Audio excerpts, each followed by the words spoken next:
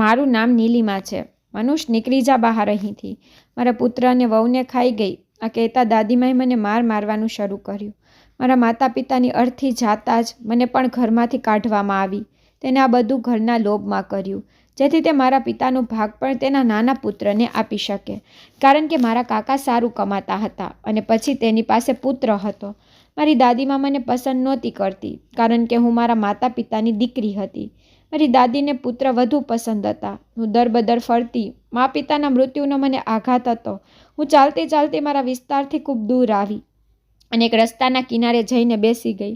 ત્યાં એક માણસ મને જોઈ તો તે મને તેના ઘરે લઈ ગયા. હું તેની પુત્રી તરીકે લેવા લાગી. જ્યારે એક દિવસ તેણે મને તૈયાર થવાનું કહ્યું અને કહ્યું કે કેટલાક મહેમાનો ઘરે આવી રહ્યા છે, તો હું તૈયાર થવા લાગી. જ્યારે થોડા સમય પછી હું રૂમમાંથી બહાર આવી તો મારા પગ નીચેથી જમીન નીકળી ગઈ, કારણ કે ત્યાં કોઈ સ્ત્રી દેખાતી નહોતી, માત્ર પુરુષો જ હતા. હું રડતી હતી. મારા માતા પિતાની લાશ મારી આંખો સમક્ષ મૂકવામાં આવી. તેનો નિર્જીવ ચહેરો મારાથી જેમ આંખો ચોરી કરી રહ્યો હતો ને બૂમ પાડી પાડીને તેઓને હલાવી રહી હતી. મમ્મી, પપ્પા, તમે જાણો છો કે તમારી પુત્રી તમારા વિના રહેતી નથી. તમે તમારી પુત્રીને છોડી કેમ જઈ શકો છો? મારું શરીર ધ્રુજતું હતું અને જીભ પણ ડગમગતી હતી. આંખોમાંથી આંસુ વહેતા હતા. દાદી આગળ વધ્યા. તેના ચહેરા પર ગુસ્સો અને દ્વેષ હતો, જે મારા શરીરને અંદરથી વિખેરી રહી હતી. તે મારી નજીક આવ્યા. લોકોની ભીડ હતી અને મારી સ્થિતિ એવી હતી જાણે મારા માટે શ્વાસ લેવો મુશ્કેલ હતું.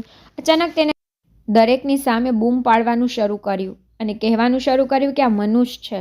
તેના માતા પિતાને ખાઈ ગઈ. મારી દાદી મારા જન્મથી જ મને મનુષ્ય કહેતી. તે કહેતી કે છોકરીઓ કોઈ કામની નથી હોતી. જો પુત્ર હોત તો આગળ જઈ મારા પુત્રને પૈસા કમાવી આપત. જો તેના લગ્ન થશે તો પછી અમારે તેનું દાન દહેજ પણ અમારે જાતે કરવું પડશે. જ્યારથી તેનો જન્મ થયો છે ત્યારથી જ મારા પુત્રનું કામ સારી રીતે ચાલતું નથી. તેને રોગોએ ઘેરી લીધો હતો. પહેલાં મારો પુત્ર બીમાર પડ્યો, પછી મારું વહુનું સ્વાસ્થ્ય બગડવાનું શરૂ થયું. હવે બંનેનું મોત થયું. આ છોકરી મનુષ્ય છે. ત્યાં ઊભી ભીડ ચોંકી ગઈ હતી. બધાના ચહેરા આશ્ચર્યચકિત હતા. કેટલાક લોકો તો આ બધો તમાશો જોઈ રહ્યા હતા, જ્યારે કેટલાક લોકોના હૃદયમાં મારા માટે દયા પણ આવતી હતી. પરંતુ કોઈ પણ મારી મદદ માટે આગળ વધ્યું નહીં. મેં મારી દાદીની આંખોમાં જોયું. મારી આંખોમાં વિનંતી હતી, પરંતુ તેની આંખોમાં ફક્ત હું દ્વેષ જોઈ રહી હતી. તેને મારા હાથ પકડ્યા, મને આંચકો વડે જમીન પર ફેંકી દરવાજા તરફ ઇશારો કરી કહેવા લાગી કે નીકળી જા અહીંથી. જ્યારે મેં તેમની વાત સાંભળી નહીં ત્યારે તેણે મને ઘસેડવાનું શરૂ કર્યું. તે કહેવા લાગી કે તું અમારા ઘરમાં નહીં રહે અને હું તને આજે અને અત્યારે ઘરેથી બહાર કાઢીને જ રહીશ. મનુષ, તેનો અવાજ આખા ઘરમાં પડઘો પાડતો હતો. મેં કશું કહ્યું નહીં. મારું ગળું સુકાઈ રહ્યું હતું, જેમ કે શબ્દો ક્યાંક છુપાઈ ગયા હોય. 1 મિનિટમાં હું ઘરની બેસહારા અને દુનિયાની નજરમાં હું ગુનેગાર બની ગઈ હતી. દરવાજા પર પહોંચ્યા પછી દાદીએ મને એક મજબૂત ધક્કો માર્યો તો હું પગથિયાં ઉતરીને ઘરની બહાર આવી. જ્યારે મેં ગળું ફેરવી પાછળની તરફ જોયું તો ત્યારે દાદીએ આંચકાથી દરવાજો બંધ કરી દીધો હતો. મેં મોટેથી દરવાજો ખટખટાવ્યો. હું ખૂબ જ મોટેથી રડવા લાગી, પરંતુ તો પણ કોઈએ મારી વિનંતી સાંભળી નહીં. મારા આંસુ કોઈને દેખાણા નહીં. લાંબા સમય સુધી હું ત્યાં બેઠી રહી કે કોઈ મારા પર દયા કરે, કોઈ મારા માટે દરવાજો ખોલશે, કોઈ મને આ ઘરની અંદર લઈ જાય. પરંતુ દિવસથી રાત થઈ ગઈ પણ કોઈએ મને ઘરની અંદર બોલાવી નહીં. મારા બધા સંબંધીઓ મારી માતા પિતાના મૃત્યુ પછી તે મારા માટે પરાજિત થઈ ગયા હતા. રાત થવા આવી હતી. હું હિંમત કરીને મારા ઘરના દરવાજા પાસેથી ઊભી થઈ અને ત્યાંથી ચાલવાનું શરૂ કર્યું. પછી ચાલતી વખતે ઘણા અંતરે આવી ગઈ હતી. એક બાજુ ખૂણામાં બેસી ગઈ. મારા પગમાં ચપ્પલ પણ નહોતા. હું ત્યાં લાંબા સમય સુધી બેસીને રડતી રહી. આવતા જતા લોકો મારી તરફ જોઈ રહ્યા હતા અને પછી હું ત્યાંથી પણ ઊભી થઈ અને ચાલતી ચાલતી એક રસ્તા પાસે આવી ગઈ. હું રસ્તાના કિનારે બેસી ગઈ અને ત્યાં લાંબા સમય સુધી બેસી રહી. મેં મારું માથું મારા ઘૂંટણમાં છુપાવી દીધું અને રડતી રહી. કોઈ સહાનુભૂતિ, કોઈ દિલાસો આપી શકે મને તેવું કોઈ નહોતું. તે ફક્ત એકલતા હતી અને આકાશનો મૌન. થોડા સમય પછી એક અવાજ આવ્યો. મારા શરીરને આંચકો આપ્યો કે તું કોણ છે પુત્રી? જ્યારે મેં મારી આંખો ખોલી અને માથું ઉંચકાવી જોયું ત્યારે એક માણસ પટ્ટાવાળી શર્ટ અને ભૂરા રંગના પેન્ટમાં, સાવલા રંગમાં અને એક નાની દાઢીમાં ઊભો હતો. તેના હાથમાં એક બેગ હતું. તે મારી સામે બરાબર ઊભો હતો. તેની આંખોમાં આશ્ચર્ય હતું અને શબ્દોમાં માયા હતી. હું કંઈ બોલી શકી નહીં. મારી આંખોમાંથી માત્ર આંસુ વહેતા હતા. તેણે મને પૂછ્યું કે દીકરી કેમ રડે છે, તેમ છતાં પણ મેં તેમને કોઈ જવાબ આપ્યો નહીં. તો પછી તેણે કહેવાનું શરૂ કર્યું કે તારું અહીં બેસવું સારું નથી. રાત ઊંડી થઈ રહી છે અને તું એકલી છોકરી અહીં રસ્તાની બાજુમાં બેઠી છો. તારા માટે અહીં બેસવું ખતરાથી ખાલી નથી. તારા આદર અને જીવનને ખતરો થઈ શકે છે. પુત્રી, જા, તારા ઘરે જા. મેં રડતા કહ્યું કે મારું કોઈ ઘર નથી. મારા માતા પિતા મરી ગયા છે અને મારા સંબંધીઓએ મને ઘરની બહાર કાઢી નાખી છે. ત્યારે અચાનક તેના ચહેરા પર સ્મિત આવ્યું અને તેણે કહ્યું, તો આમાં ચિંતા કરવાની કઈ વાત નથી. ચાલ મારી સાથે. તેણે કહ્યું, તું મારી સાથે મારા ઘરે ચાલ. હું તને આ રીતે એકલી છોડી શકતો નથી. મારું ઘર અહીંથી થોડા અંતરે જ છે. તું ત્યાં મારા ઘરે રહે છે. તેને મને દિલાસો આપ્યો. તેનો હાથ મારા માથા પર રાખ્યો. મને આ બધું ગમ્યું. એવું લાગ્યું કે જાણે તે મારા પોતાના છે. તેથી મેં તેના શબ્દોનું સન્માન કરી એમની તેની સાથે ગઈ. તે મને તેના ઘરે લઈ ગયા હતા. તેની પત્નીએ પણ મને પાણી આપ્યું, ખોરાક આપ્યો અને પછી મને એક નાનકડા રૂમમાં લઈ જાય અને કહ્યું કે પુત્રી, આજથી તું મારી પુત્રી છે. તારી સાથે જે પણ બન્યું તે ભૂલી જા અને તારું નવું જીવન શરૂ કર. હવે તું એકલી નથી, અમે તારી સાથે છીએ. આ શબ્દ સાંભળીને લાગ્યું કે કોઈએ મને નરમ હાથમાં પકડી લીધી. મારું હૃદય ઓગળી ગયું હતું.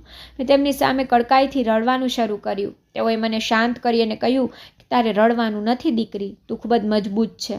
હું તેના કહેવા અને સમજાવવાથી મૌન થઈ હતી, પરંતુ અંદરનું દુઃખ કોઈ દ્વારા કહેવાથી રોકાઈ શકાતું નહોતું. તે ઘર નાનું જૂનું બનેલું હતું, પણ જરૂરી બધી વસ્તુઓ હતી. મને એક રૂમમાં લઈ જવામાં આવી. અહીં એક જૂની સેટી હતી. અહીં બેસી હું દિવાલથી લાગી અને લાંબા સમય સુધી રડતી રહી અને તેનો અવાજ મારા કાનમાં પડતો હતો. તે બંને પતિ અને પત્ની કહેતા હતા કે પુત્રી, તું મૌન થઈ જા. ખૂબ રડ્યું. હવે શું તું અમારી પુત્રી નથી? અને તેઓએ મને ખોરાક ખવડાવ્યો અને મને આરામથી સૂવાનું કહ્યું. હું હરવાસથી સૂતી, પણ મને મારો પાટલો સમય યાદ આવી રહ્યો હતો. બાળપણમાં હું મારા માતા પિતા સાથે ખુશીથી રહેતી હતી. તેઓએ મને ક્યારેય કંઈ પણ અભાવ થવા દીધો નથી. દાદીના શબ્દોમાં ક્યારેય વિશ્વાસ પણ ન કર્યો. મને આ રૂમમાં એક પ્રકાશની ઝલક દેખાતી હતી. એક નાનો સાયો હતો, જે એક આશાની કિરણ હતી. જે માણસ મને તેના ઘરે લાવ્યો હતો તેનું નામ પ્રકાશ હતું. પ્રકાશ કાકાનો દેખાવ મારી સામે હતો. મેં મારી આંખો બંધ કરી અને મારી જાતને આ સંબંધને આપી હતી. જો તે મને તેની પુત્રી સ્વીકારી રહ્યા હતા, તો મેં પોતાને તેની પુત્રી તરીકે સ્વીકારી હતી. મેં વિચાર્યું કે હવે બધું બરાબર થશે. ઘરમાં પગ મૂકતાની સાથે જ મને એક વિચિત્ર હરવાશ અનુભવાઈ હતી, જેમ કે કોઈ તોફાન પછી મળી આવ્યું છે. આ ઘર નાનું હતું, પરંતુ ખૂબ સારું અને સારી રીતે બનાવવામાં આવ્યું હતું. આ ઘરને ખૂબ જ સારી રીતે સજાવ્યું હતું. દિવાલ પર સુંદર પેઇન્ટિંગ હતી. રસોડાના સામેના દરવાજા પર એક નાનો પડદો લાગેલો હતો. આંગણામાં વાવેલા વૃક્ષો હરિયાળી ઉત્પન્ન કરતા હતા. કાકી મને સીધા એક રૂમમાં લઈ ગયા, જ્યાં એક સ્વચ્છ પલંગ સ્થાપિત હતો. તેના પર ગાદલું હતું. એક બાજુ લાકડાની અલમારી મૂકવામાં આવી હતી. પછી તેણે હસી અને કહ્યું કે પુત્રી, આજથી આ તારો રૂમ છે. અમારી કોઈ પુત્રી નથી. હવે તું અમારી પુત્રી છે. તારે અમારાથી જરાય શરમ કરવાની જરૂર નથી. જેમ અમે કરીએ છીએ તેમ તું પણ કરજે. તે જ રીતે અમારી સાથે ખુશીથી રહેજે. બસ અમારા ઘરના કેટલાક સિદ્ધાંતો છે, તેની જરૂર કાળજી લેવી પડશે. મેં ગળું નમાવી માથું હલાવીને કહ્યું કે હા, કારણ કે હવે મારી પાસે બધું સમજવાની શક્તિ નહોતી. તેથી એક અનુભૂતિ હતી કે કદાચ નસીબે હવે મારા પર દયા કરી. તે રાત મેં રડતા વિતાવી, પરંતુ જ્યારે આગલી સવારની પ્રથમ કિરણ બહાર આવી ત્યારે મારી આંખ ખુલી. મારા હૃદયમાં એક વિચિત્ર લાગણી અનુભવાઈ હતી. કાકાજીની પત્ની, જેને વિસ્તારના બધા કાકી કહીને બોલાવતા હતા, તેઓએ મને ધીમે ધીમે ઘરના કામકાજ કરવા માટે સમજાવ્યું. તેના શબ્દો કઠિન ન હતા, પરંતુ ભાવનાથી ખાલી હતા. બંને પતિ અને પત્નીએ મને ખુશીથી સ્વીકારી હતી. હું આ ઘરમાં તે લોકોને ટેકો આપતી હતી. ઘરમાં અમે ફક્ત 3 જ હતા. તે બંને પતિ અને પત્ની અને ત્રીજી હું. કાકાજીએ કહ્યું કે ઘણા વર્ષો પહેલાં તેની એક પુત્રી હતી, પરંતુ એક દિવસ અચાનક તેનું સ્વાસ્થ્ય ખૂબ જ ખરાબ થયું અને તેણે આ દુનિયા છોડી દીધી અને તેને તેની પુત્રીને મારામાં જોઈ. કાકાજી પોસ્ટ ઓફિસમાં કામ કરતા હતા અને ક્યારે તે ઘરે આવતા હતા. મોટે ભાગે તે તેના કામ તરફ ધ્યાન આપતા હતા. હું તેની પત્ની સાથે ઘરની સારી રીતે કાળજી લેતી. અમે ઘરને સારી રીતે સાફ કરી દીધું હતું, જેના કારણે ઘર વધુ સુંદર દેખાવા લાગ્યું હતું. હું વહેલી સવારે ઉઠતી હતી, આંગણામાં સફાઈ કરતી હતી, રસોડામાં જઈ વાસણો ધોતી હતી અને પછી દરેક માટે નાસ્તો પણ બનાવતી હતી. મારા બધા કામ જોઉં છું જીવવા માટે વપરાય છે કે તમે થોડુંક કહેતા હતા કે તમે ખૂબ જ સારા છો. તમે કામ કર્યું અને પછી મારા રૂમમાં ગઈ. કાકીજી મૌન થઈ. મારા બધા કામો જોતી હતી. ક્યારેક તે હળવાશથી કહેતી કે તું ખૂબ સારી રીતે કામ કરે છે.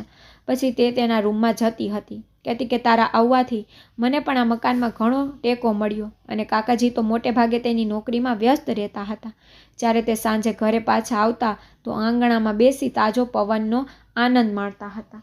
હું તેમના માટે ચા બનાવતી હતી. કાકા જીની હાજરીમાં ઘરમાં એક વિચિત્ર મૌન રહેતું હતું. હું તેમને જોઈ મારી આંખો નમાવી દેતી. તેની મારા પર ઘણી તડફેણ હતી. દિવસો વીતતા ગયા અને મારું હૃદય આ અહેસાસ જડ પકડ્યું કે કદાચ હું અહીં ખરેખર સલામત છું. આ વિચાર જાણે મારામાં એક વિચિત્ર હળવાશ કરતો હતો.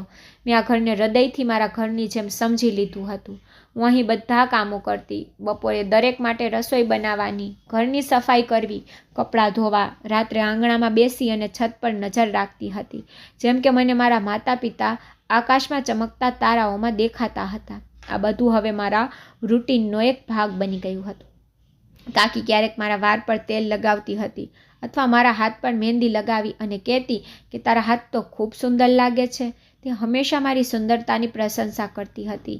મારા હૃદયને એક વિચિત્રથી રાહત મળતી હતી. મને ખાતરી હતી કે હવે હું આ ઘરનો ભાગ બની ગઈ છું. એક દિવસ જ્યારે હું આંગણાની સફાઈ કરી રહી હતી, બપોરનો સમય હતો, ત્યારે દરવાજો વાગવાનો શરૂ થયો. જલ્દી મેં દરવાજો ખોલ્યો તો કાકાજી દરવાજા પર ઊભા હતા. તેના કપડાં પરસેવાથી પલળી ગયા હતા. ચહેરા પર થાક હતો, પરંતુ આંખોમાં નરમાશ હતી. તેને મારી તરફ જોયું અને કહ્યું કે દીકરી, તે આ ઘરને ખૂબ જ સારી રીતે સંભાળ્યું છે, આ ઘરના સભ્યની જેમ. મેં તેને ઘરની અંદર આવવા માટે હાવભાવ આપ્યો અને તેના માટે પાણી લાવી. તે બેસી અને ઠંડો શ્વાસ લેતા હતા. તેણે કહેવાનું શરૂ કર્યું કે આજે હું ઝડપથી ફ્રી થઈ ગયો તો મેં વિચાર્યું કે ઘરે જાઉં. તેને મને પૂછ્યું કે શું તું શિક્ષિત છે? મેં કહ્યું ના. તો તેઓએ કહ્યું કે હું ઈચ્છું છું કે તું પણ શિક્ષણ મેળવ, તેથી જ હું તારા માટે ઘરે ટ્યુશન શિક્ષક કરાવું છું. દરેક છોકરીને શિક્ષિત હોવું જ જોઈએ. મેં ધીમા અવાજમાં કહ્યું કે હા, હું શિક્ષણ મેળવવા માટે તૈયાર છું. આ નાના નાના ક્ષણો પણ મને મારા સુખી જીવનનો ખ્યાલ આવતો હતો. મારી અંદરની ઘાયલ આત્માને જાણે હરવાશ થતી હતી. તે પીડા જે મને મારા માતા પિતાના મૃત્યુ પછી મારા દાદી અને મારા સંબંધીથી મળી હતી, હવે આ બધું ઝાંખું થઈ રહ્યું હતું. ધીરે ધીરે હું બધું ભૂલતી જતી હતી. હું હંમેશા રાત્રે સૂતા પહેલાં પ્રાર્થના કરતી અને ઉપરવાળાનો આભાર કરતી કે તમે મને આ ઘરે મોકલી, મારા માટે ખૂબ મોટો અહેસાન કર્યો. જો હું અહીં ન આવી હોત તો ખબર નથી કે મારી સાથે શું થયું હોત, હું ક્યાં જાત. આ લોહીના સંબંધ નહોતા, પરંતુ હૃદયમાં મારા માટે ઘણી જગ્યા હતી. એક દિવસ કાકી મારી પાસે આવ્યા અને તેને મારા વાળમાં હાથ ફેરવ્યો અને કહ્યું કે પુત્રી, તારા કાકા તારેથી ખૂબ ખુશ રહે છે, તને ખૂબ પ્રેમ કરે છે, તું ખરેખર આ ઘરની ઇજ્જત બની ગઈ છે. મેં તેનો હાથ પકડ્યો અને કહ્યું કે કાકી હા, મને આ બધું મહેસૂસ થાય છે કે હવે હું એકલી નથી. તે લાંબા સમય સુધી મારી સાથે વાતો કર્યા પછી તે ફરી તેના રૂમમાં જતી રહી હતી. મારા માટે આ સમય એવો હતો જેમ રાતના અંધકારમાં કોઈને પ્રકાશ મળી જાય છે. એક આશા, એક નાનો વિશ્વાસ મારા હૃદયમાં જન્મ લેવા લાગ્યો હતો. પરંતુ મને ખબર નહોતી કે આ સુકૂન ફક્ત થોડા દિવસો માટે છે. અને હું જે સમજી રહી હતી કે મારા માટે એક નવું જીવન છે, ખરેખર આ બધું મારા માટે પરીક્ષાનો દરવાજો હતો. એક નવી ઝાડ જેટલી મજબૂત હતી કે મને તેની તાકાતનો ખ્યાલ પણ ન થયો, જ્યાં સુધી તે મને સંપૂર્ણ પકડી રાખે. દિવસો ધીમે ધીમે પસાર થઈ રહ્યા હતા. મારા હૃદયે પણ તે ઘરને પોતાનું સ્વીકારી લીધું હતું. બંને પતિ પત્ની મારી સાથે સમાન હતા, પરંતુ એક સમય પછી તેમાં એક વિચિત્ર પરિવર્તન આવ્યું. કોણ જાણે જે ક્યારનું મારી આંખોમાંથી છુપાયેલું હતું, પરંતુ પછી મારા હૃદયની અંદર લાગવા લાગ્યું હતું. તેની આંખો જે મને પહેલાં પ્રેમથી જોતી હતી, હવે મારા પર ખૂબ જ રોકાઈ ગઈ હતી. હવે તેણે મારી સાથે નજર ચોરી કરીને વાત કરવાનું શરૂ કર્યું હતું. કેટલીક વાર કાકાજી મારી નજીકથી પસાર થતા અને બિનજબરી રીતે રોકાઈ જતા હતા, તો કેટલીક વાર મને અવાજ આપી બોલાવતા, અને જ્યારે હું તેની પાસે જાઉં તો ત્યારે મને લાંબા સમય સુધી જોતા રહેતા.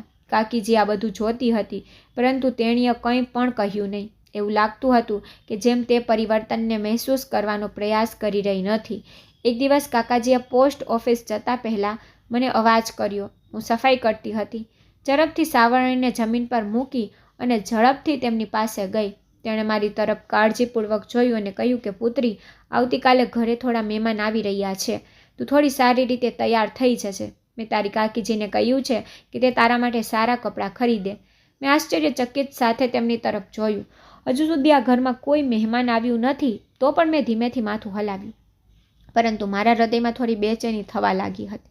પછી વિચાર્યું કે કદાચ તેના કોઈ જરૂરી અને નજીકના સંબંધીઓ હશે, લાંબા સમય પછી જે અહીં આવી રહ્યા હશે. કાકીજી બજારમાંથી સાંજે મારા માટે કપડાં લાવ્યા, થોડા આછા વાદળી રંગના કપડાં. તેણે મને તે કપડાં આપ્યા ને કહેવાનું શરૂ કર્યું કે કાલે સારી રીતે તૈયાર થવાનું છે. મહેમાનોની સામે તારી સારી છાપ પડવી જોઈએ. મને તેના શબ્દોથી એવું લાગ્યું જેમ કે તે મને આ કપડાં આપતી વખતે બિલકુલ પણ ખુશ નહોતી. બીજા દિવસે હું વહેલી સવારે ઉઠી ગઈ, બાથરૂમ જઈ સ્નાન કર્યું. કાકીએ મને આપેલા તે નવા કપડાં પહેર્યા. અરીસાની સામે હું ઊભી રહીને હું પોતાની જાતને જોઈ રહી હતી, જ્યારે હૃદય એક અજાણ વહેતરનો શિકાર બની રહ્યું હતું. મને તે કપડામાં મારી જાતને થોડી વિચિત્ર લાગ્યું હતું. જ્યારે હું રૂમમાંથી બહાર આવી ત્યારે કાકીએ મને જોયા પછી સદબદ થઈ ગઈ અને પછી આંખો ઝડપથી ચોરી કરી અને કહ્યું કે ચાલો, મહેમાન આવતા જ હશે. કાકાજીએ મને રૂમમાં બેસવા માટે કહ્યું. હું આંગણાથી થઈને રૂમના દરવાજે આવી જ હતી કે અચાનક દરવાજો ખટખટકવાનો શરૂ થયો. કાકીજીએ દરવાજો ખોલ્યો અને મારા પગ ત્યાં જ રહ્યા હતા. ઘરની અંદર 2 માણસો આવ્યા હતા. બધાના ચહેરા અજાણ્યા હતા. તેના ચહેરા પર સ્મિત હતું, પરંતુ આંખોમાં વિચિત્ર હવસ અનુભવી રહી હતી. મારું હૃદય એક ક્ષણ માટે મોટેથી ધબકવાનું શરૂ થયું. તેના કપડાં પણ ખૂબ મૂલ્યવાન હતા અને તેની શૈલી જાણે કોઈ ભવ્યતા માટે આવ્યા હતા. હું તરત જ પાછી ફરી મેં કાકાજી તરફ જોયું, પરંતુ તે આંખો નીચી કરીને ચૂપચાપ ઊભી હતી. આ બંને માણસોમાંથી એકે મારી તરફ ઉપરથી નીચે સુધી જોયું, પછી કાકાજી તરફ ધ્યાન કર્યું જે હવે સામે આવી ઊભા હતા. એક માણસ કહેવા લાગ્યો, અરે પ્રકાશ સર, તમે તો ખૂબ સારી અને આશ્ચર્યજનક વસ્તુ તમારા ઘરમાં રાખી છે. જેના પર કાકાજી હસતા રહ્યા, જાણે તેને આ વાત ખરાબ લાગતી ન હોય. મારી હાલત બગડી ગઈ હતી, કારણ કે તે માણસોના કહેલા શબ્દો મને બિલકુલ પસંદ આવતા નહોતા. ખબર નહીં, મને કંઈક ખોટું લાગતું હતું. મેં પાછળ ફરી અંદર જવાનું શરૂ કર્યું ત્યારે કાકાજીએ મને અવાજ આપ્યો અને કહેવાનું શરૂ કર્યું કે પુત્રી, હવે આવ, આ બંને તને મળવા માંગે છે. આ મારા ખૂબ જ ખાસ મહેમાન છે. મારા પગલાઓ જમીનમાં ફસાઈ ગયા. ધબકારા ઝડપથી શરૂ થવા લાગ્યા અને હૃદય ધબકવા લાગ્યું અને તે બંને માણસોની આંખો મારા શરીર પર સ્થિર થઈ ગઈ અને કાકાજીની વર્તણૂક પણ સમાન હતી, જેમ હું તેમના માટે કોઈ વસ્તુ હોઉં જેને આજે તેમને રજૂ કરવાની છે. એક સેકન્ડ માટે હું બધું ભૂલી ગઈ. મારા માતા પિતા, મારું શેરીઓમાં ભટકવું, કાકીજીની મીઠી વાતો અને કાકાજીનું આ વર્તન, આ બધું આ પ્રથમ દિવસ હતો જ્યારે મને શંકા થઈ હતી કે કદાચ આ ઘર મારા માટે સહારો નથી, જેને હું મારું માન છુપાવવાનું સ્થાન સમજતી હતી. આ કપડાં તે લોકો દ્વારા આપવામાં આવેલ પ્રેમ નહોતો, પરંતુ એક નવા તોફાનની પ્રથમ ઝલક હતી. જ્યારે આ બંને માણસોના આગમન પછી હું રૂમમાં પાછી આવી ત્યારે હૃદયના ધબકારા કાબૂમાં આવી રહ્યા નહોતા. હું કડકાઈથી રડતી હતી અને મારી જાતને મનાવવાનો પ્રયાસ કરી રહી હતી. જેમ હું વિચારી રહી છું એવું કંઈ થશે નહીં. આંખો બંધ કરી તો દરવાજા પર ઊભા રહેલા તે બંને માણસોના ચહેરા મનમાં ફરી રહ્યા હતા. થોડા સમય પછી કાકાજીએ દરવાજો ખટખટાવ્યો. તેનો અવાજ પહેલાંની જેમ જ નરમ હતો, જેમાં હવે હું ઝેરની અનુભૂતિ કરતી હતી. તેને કહ્યું કે પુત્રી, બહાર આવ, અમારા મહેમાનો તારી રાહ જોઈ રહ્યા છે. મેં તારો સંબંધ નક્કી કર્યો છે. આજે તારા લગ્ન છે. આ સાંભળતાની સાથે જ જમીન મારા પગમાંથી બહાર આવી ગઈ. મારા લગ્ન? મેં મારી જાતને કહ્યું.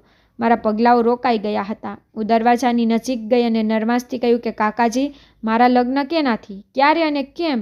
તેને કહ્યું કે મેં તારો સંબંધ ખૂબ સારી જગ્યાએ કર્યો હતો. તું લાંબા સમયથી અમારા ઘરે રહે છે, તેથી હવે તું અમારી જવાબદારી છો. તારા લગ્ન આજે થશે. તારું નસીબ બદલાશે. તું લગ્ન પછી રાજ કરીશ. મેં દરવાજો ખોલ્યો નહીં અને હું એક સ્ટ્રોકથી પાછળ ફરી પલંગ પર બેસી ગઈ. મારી આંખોમાં આંસુ આવી ગયા હતા અને મનમાં ડર ચાલી રહ્યો હતો. અચાનક દરવાજો ખુલી ગયો હતો. કાકીજી રૂમની અંદર આવી. તેના હાથમાં એક સ્કાર્ફ હતો. તેણે કહ્યું કે ચાલો, પંડિતજી બહાર તમારી રાહ જુએ છે. પુત્રી, આજે તારા લગ્ન છે. અમે તને આદરથી વિદા કરવા માંગીએ છીએ. મેં રડતા કહ્યું કે ના, આ શક્ય નથી. તેને કહ્યું કે પુત્રી, જીદ કરીશ નહીં. મેં તેના ચહેરા પર તે માને શોધવાનો પ્રયાસ કર્યો જે ક્યારેક મારી અંદરની ચીસો સાંભળી શકતી હતી, પરંતુ અત્યારે હું ફક્ત એક પથ્થરની મૂર્તિ જોઈ શકતી હતી. તેને મારો હાથ પકડ્યો અને બળપૂર્વક મને તે લાલ સ્કાર્ફ પહેરાવ્યો અને મારો હાથ પકડી અને મને બહાર લાવી હતી. મૌન હતી, જાણે કે મારી અંદરનો બધો અવાજ જ મરી ગયો હોય. જેમ મેં બહાર જઈને જોયું તો પંડિતજીને પણ બોલાવવામાં આવ્યા હતા અને એક વૃદ્ધ વ્યક્તિ પણ બેઠો હતો જે પંડિતજીની બાજુમાં બેઠો હતો. પંડિતજીએ પણ ભવન બાળ્યું અને આ માણસની આંખોમાં મને લોભ દેખાતો હતો. મેં તેની તરફ એક નજર પણ જોયું નહોતું. પછી મને તેની સમાન બેસાડી મને કંઈ પણ ગમતું નહોતું. હું અહીંથી ભાગવા માંગતી હતી, પરંતુ દરેક મારી આસપાસ ઊભા હતા. પંડિતજીએ મંત્રનો પાઠ કરવાનું શરૂ કર્યું.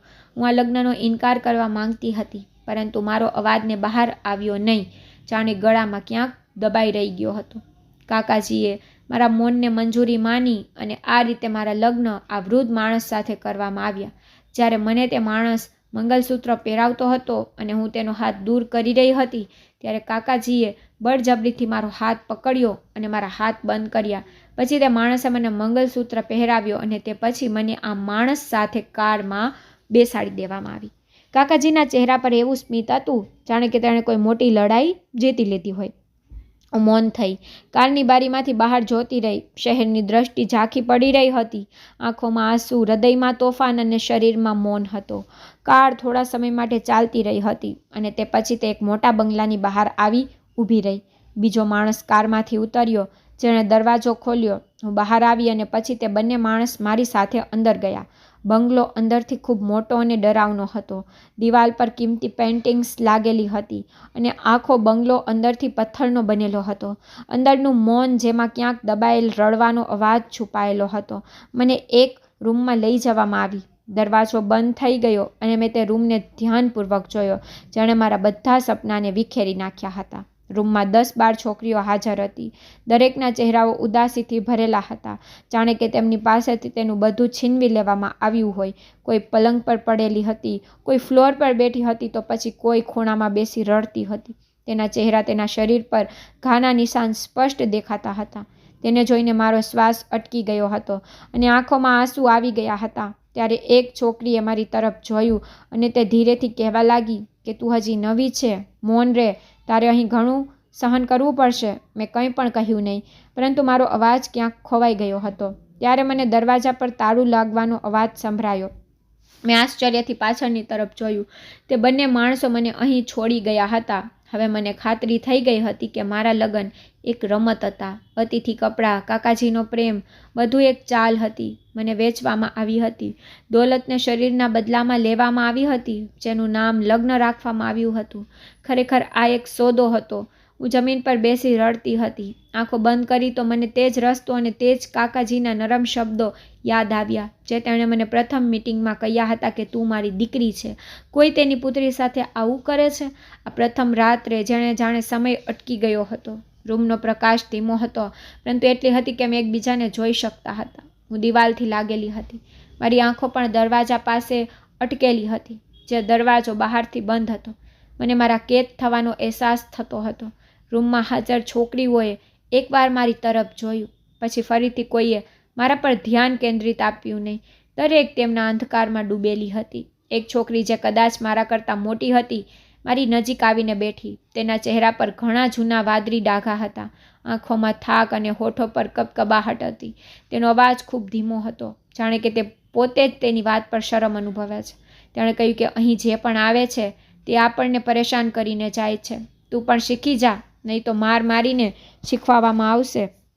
તેનો અવાજ સાંભળીને મારો અવાજ બહાર આવતો નહોતો અને હું મારા પોતાના અસ્તિત્વમાં ડૂબતી જતી હતી. દરવાજો ખોલ્યો અને તે જ વૃદ્ધ માણસ અંદર આવ્યો, જેનાથી મારા લગ્ન કરાવ્યા હતા. તેણે મને જોઈને દરવાજો અંદરથી બંધ કરીને મારી તરફ વધ્યો. હું પાછી ગઈ. મારી આંખોમાં ડર હતું, પરંતુ તે છોકરીએ મારો હાથ પકડ્યો અને કહેવા લાગી, ચીસો પાડ નહીં, લડશે નહીં, અથવા તો તે અંદર આવશે. મેં ચીસો પાડવાનો પ્રયત્ન કર્યો, મારી જીભ ખોલી, પરંતુ પછીની ક્ષણે થપ્પડથી મારો રંગ બદલાઈ ગયો હતો. હું જમીન પર પડી ગઈ અને બાકીનું બધું અસ્પષ્ટ દેખાતું નહોતું. ત્યાં ફક્ત પીડા હતી, રડવું હતું અને તે ચીસ જે ગળામાં રહી ગઈ હતી. રાત પસાર થઈ. જ્યારે મારી આંખો ખુલી, મારું શરીર ખૂબ જ પીડાદાયક લાગતું હતું. રૂમની બાકીની છોકરીઓ તેમની સ્થિતિમાં બેઠી હતી. કોઈના ચહેરા પર આશ્ચર્ય નહોતું, જેમ મારું ચીસો પાડવું તેમના માટે મામૂલી હોય. એક છોકરી મારી પાસે આવી. તેના હાથમાં એક જૂનું કાપડ અને એક પાણીનો ગ્લાસ હતો. તેણે કહ્યું કે ઊભી થઈને તારો પરસેવો સાફ કર. પાણી પી જા, તે લોકો સાંજે ફરીથી આવશે. મેં તેને જોઈ. હું કંઈક બોલવાનો પ્રયત્ન કરી રહી હતી, પરંતુ મારા હોઠ સૂકા હતા અને અવાજ બહાર આવતો નહોતો. આ પ્રથમ દિવસ હતો અને આ શરૂઆત હતી. દરરોજ સાંજે દરવાજો ખુલતો અને એક નવો ચહેરો અંદર આવતો હતો. કોઈએ પ્રેમ સાથે વાત કરી, કોઈએ બળજબરી, અને કોઈ વૃદ્ધાવસ્થાનો, કોઈ યુવાન, કોઈ દારૂના નશામાં હતું તો કોઈ ગુસ્સાથી ભરેલો. તે બધા માટે શરીર જરૂરી હતું. મારી અંદરની ચીસો દરરોજ વધી રહી હતી. શ્વાસ લેતા, પીડા સહન કરતા અને મૌન રહીને મારો સમય પસાર થઈ રહ્યો હતો. દરરોજ રાત્રે મારી જાતને ખાલી થતી જોવી, ઊંઘ ન આવી, ભૂખ લાગવી નહીં, આ બધામાં મારું જીવન પસાર થઈ રહ્યું હતું. બંગલાના તમામ ભાગ સમાન હતા. મને લાગ્યું કે જાણે આ સુંદર નરકમાં મને ફેંકી દેવામાં આવી હોય.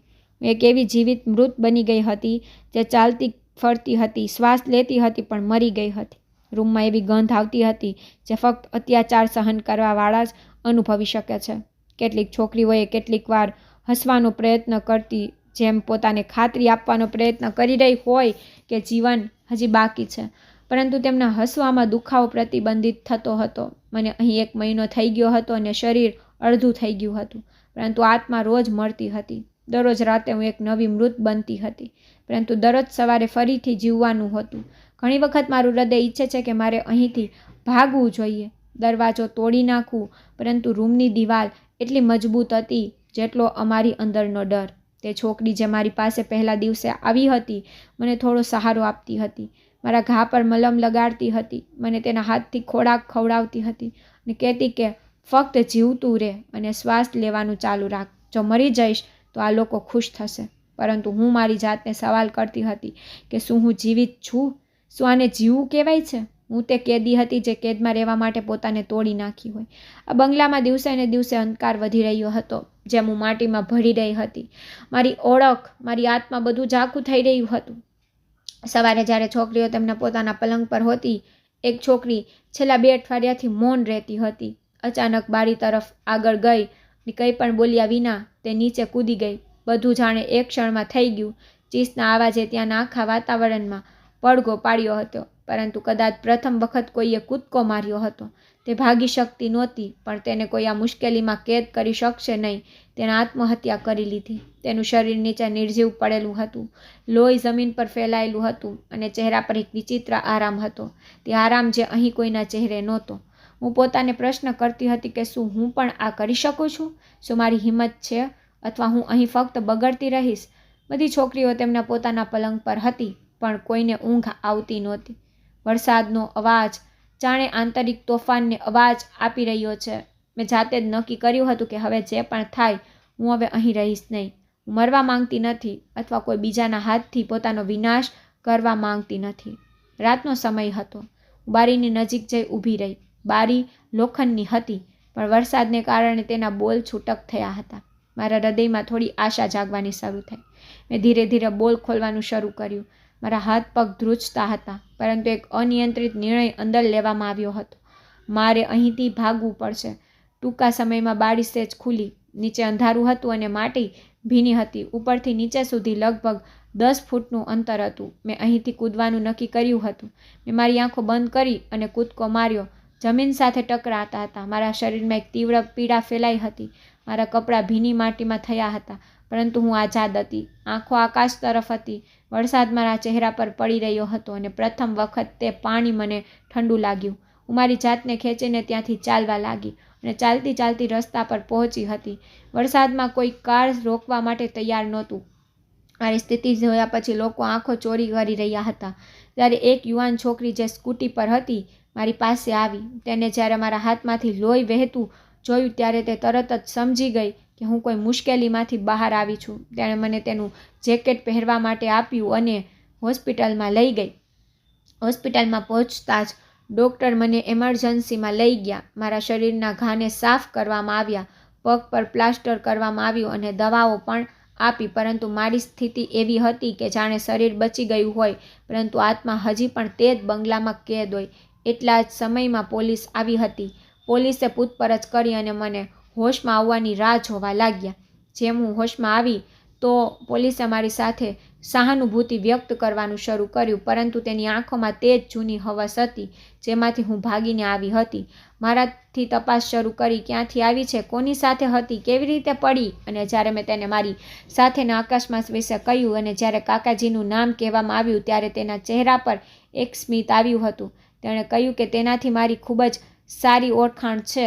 મેં આ પોલીસકર્મીની આંખોમાં ખોટા ઈરાદા જોયા હતા. મને આ વ્યક્તિથી ખૂબ જ ડર લાગતો હતો. મને હોસ્પિટલથી સીધી પૂછપરછ માટે પોલીસ સ્ટેશન લઈ જવામાં આવી હતી. મને લાગ્યું કે કદાચ મને અહીં ન્યાય મળશે, પરંતુ પોલીસ સ્ટેશનની અંદર પગ મૂકતાની સાથે જ મારા વહેમની બધી દિવાલો પડી ગઈ. પોલીસ ઇન્સ્પેક્ટર તે જ હતો જેણે મને હોસ્પિટલમાં પૂછપરછ કરી હતી. તે તેની ખુરશી પર પગ રાખીને બેઠો હતો. આંખોમાં તે સમાન જૂની વાસના, ચમક અને ઘટિયા સ્મિત હતું. તે પણ મને ખાવાનો પ્રયાસ કરી રહ્યો હતો. તેણે મારું નામ પૂછ્યું ત્યારે મેં તેને ધીરે ધીરે મારું નામ કહ્યું. તેણે મારા માતા પિતા વિશે પૂછ્યું ત્યારે મેં કહ્યું કે મારા માતા પિતા જીવંત નથી. આ જવાબ સાંભળીને તે ખુરશીથી થોડેક આગળ વધ્યો અને કહેવાનું શરૂ કર્યું કે તો આ દુનિયામાં તારું કોઈ નથી. મેં કહ્યું ના. તો તેના ચહેરા પર ખીલેલું લાલચ આવ્યું હતું. તેણે કહ્યું તો પછી અમે તારું રક્ષણ કરીશું, અમે તને સહારો આપીશું. મૌન થઈ ગઈ હતી. મારી શરીર ધ્રુજતું હતું, પરંતુ મેં મારી જાતને સંભાળવાનો પ્રયાસ કર્યો. તે ઊભો થયો અને મારી નજીક આવી અને કહેવાનું શરૂ કર્યું કે ડરવાની જરૂર નથી, અમે તને સુરક્ષિત રાખશી. તે ક્ષણે બીજો પોલીસ કર્મચારી અંદર આવ્યો અને પોલીસ ઇન્સ્પેક્ટરે પાછળ જતાં કહ્યું કે આને લઈ જા, લોકઅપમાં બંધ કરી દે, બાકીની વાત સવારે કરશે. મને લોકઅપમાં બંધ કરવામાં આવી, જ્યાં ખૂબ ગંધ આવતી હતી. ત્યાં ભીનું અને જમીન પરનો પલંગ હતો. અંદર ઘણી સ્ત્રીઓ હતી, કેટલીક ચોરીના કિસ્સામાં અને કેટલીક ગેરકાયદેસર કામમાં અને કેટલીક બિનજરૂરી રીતે અહીં બંધ હતી, પરંતુ દરેકની સ્થિતિ સમાન હતી. હું એક ખૂણામાં બેસી ગઈ, પોતાને દિવાલથી લગાડી અને રડવા લાગી. ત્યારે એક ભાડ અવાજવાળી સ્ત્રી મારી નજીક આવી અને કહેવા લાગી કે તું અહીં શું કરી રહી છે? લાંબી પહોળી શ્યામ રંગ અને તેના ચહેરા પર ઘણા ઘા હતા અને આંખો પર ચમક હતી, જેમ કે ઘણા પિંજરા તોડી આવી હોય. તેને કહ્યું આ સ્થાન મારું છે, અહીંથી જા અને મારા પગ દબાવવાનું શરૂ કર. હું ડરીને ઊભી થઈને ધીમે ધીમે તેની નજીક બેસી ગઈ. તેને તેના પગ આગળ મૂક્યા અને મેં દબાવવાનું શરૂ કર્યું. તેને કહ્યું કે તારું નામ શું છે? તો મેં મારા દબાયેલા અવાજમાં તેને મારું નામ કહ્યું. તેને પૂછ્યું તો પછી તે શું કર્યું છે? તને કેમ અહીં બંધ કરી છે? મેં કહ્યું કે મેં કંઈ કર્યું નથી, મને વેચી નાખી હતી. હું તેના પગ દબાવતી વખતે મારા આંસુને કાબૂમાં કરતી હતી. ત્યારે તેણે કહ્યું કે શું તે તું જ છે જે પ્રકાશ સર પાસેથી ભાગી અહીં આવી છે? મને ખૂબ આઘાત લાગ્યો. મેં માથું હલાવ્યું. તેને નરમાશથી મારા માથા પર હાથ મૂક્યો અને પછી એવું કહેવા લાગી કે તું જોવામાં નબળી છે, પરંતુ ખરેખર તું ખૂબ શક્તિશાળી છો. મેં તેમની તરફ જોયું. તેની આંખોમાં મારા માટે નરમાશ હતી. અહીં મને લાગ્યું કે જેમ કોઈએ મારી મુશ્કેલીને તેની સમસ્યા માની. તેને કહ્યું કે સવાર થતાં પહેલાં હું તને અહીંથી કાઢી નાખીશ, આ મારું વચન છે. જ્યારે તે શબ્દ મારા કાનમાં પડ્યા ત્યારે મને લાગ્યું કે જાણે કોઈ વર્ષો પછી મારા માટે પ્રાર્થના કરી હોય. લોકઅપમાં મૌનમાં તે સ્ત્રી મારા માટે એક સહારો બની હતી, જે મારી અંદરની નબળાઈને સમાપ્ત કરી રહી હતી.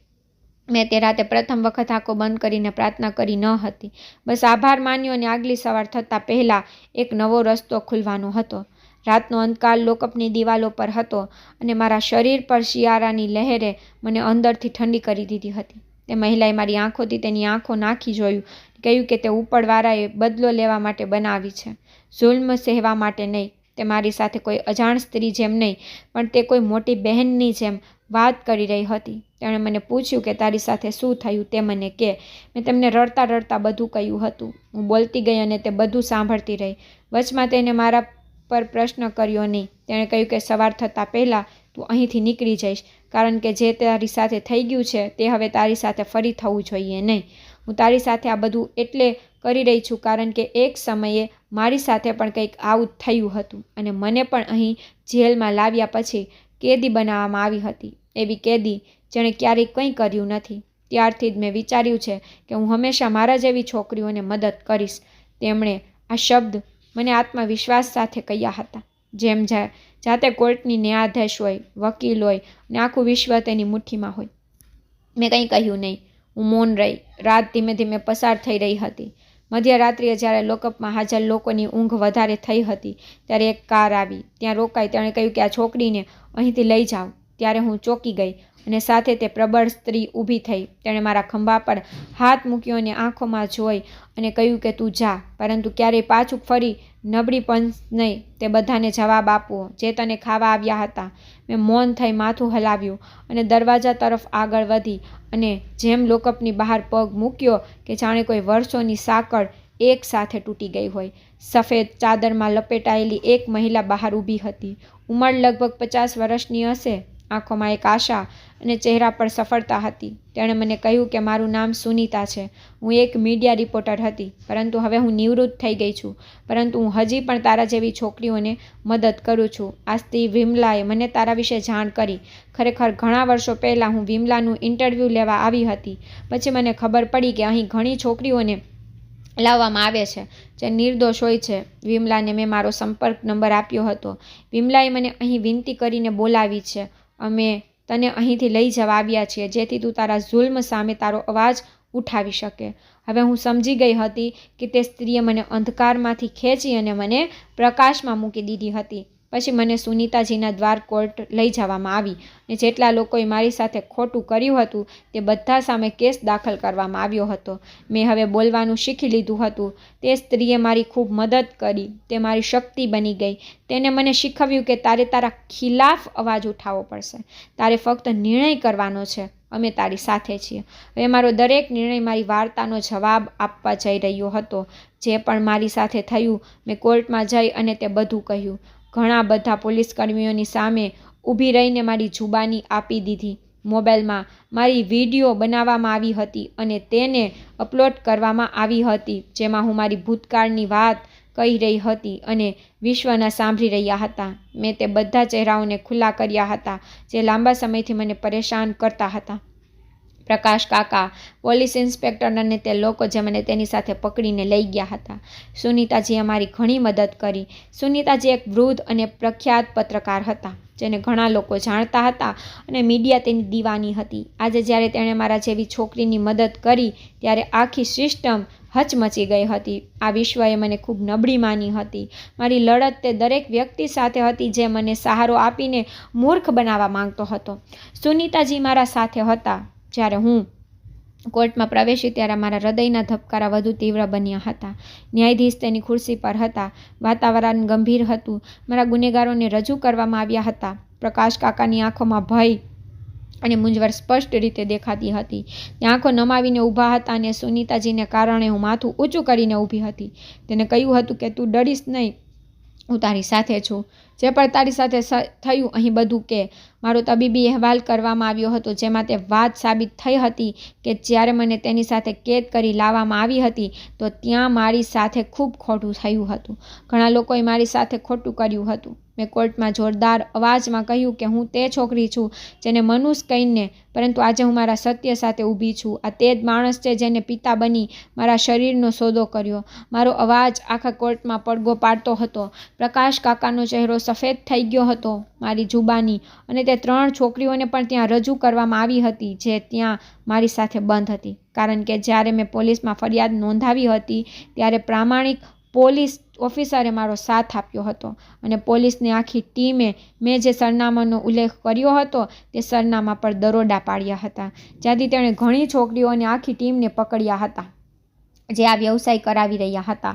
તે 3 છોકરીઓએ તેમની જુબાની આપી હતી અને તમામ ગુનેગારોનો પર્દાફાશ થયો હતો.